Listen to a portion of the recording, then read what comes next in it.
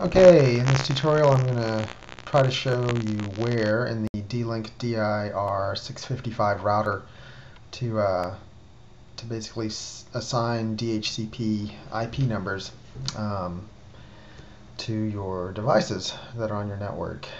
Anyway, the first thing to do is to log into your router, and your router number may be different. Mine is kind of a standard 192.168.0.1. Yours may be a 1.1, some may be a 10.1.1. It depends on how you configured it. Anyway, go ahead and point to your router with your web browser, and you should get this page right here. And log in. And from here, hopefully your screen will look very similar. The status is basically what the default page is that shows up. What you're going to want to do is come in here to Setup, and on the left, come down here to Network Settings. And on this page, you have the router settings, DHCP server settings. Let me scroll down here, and you have Add DHCP Reservation, and that's the part that we're going to change.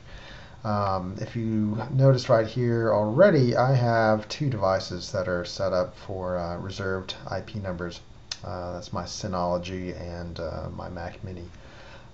Anyway, to get this thing going, you can, if your computer is already on the network, you can click on here, computer name, and you can find it.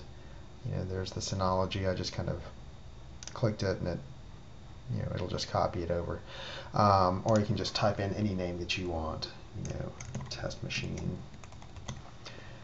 And the IP address that you want to assign the number needs to be an IP address that is in the range of the DHCP server. As you look up here for the DHCP server settings, you'll notice that the IP address range is 192.168.0.100 through 192.168.0.199. So it's the last numbers here that we want to focus on, 100 to 199. And basically you need to provide a number within that range for the equipment that you're setting up. So anyway, you can choose a number here, 192.168.0. I'm just going to pick a number, 150. And the MAC address, that's the machine's, I can't remember what it stands for, but it's it's a specific number that identifies the machine on the network. You need to find that out. A lot of times you can look at the bottom of the equipment. If it's a squeeze box, you can look at the bottom, and it'll show like MAC address, and it will be in this form down here. If not, if it's a computer, say a Macintosh, you can go onto it, go to your system preferences, click on network, and in your active connection, the connection that you want to control the DHCP, basically the IP number for, click on it, select it, and then click on Advanced, and then click on Ethernet. And this Ethernet ID is the MAC address. Those two are the same.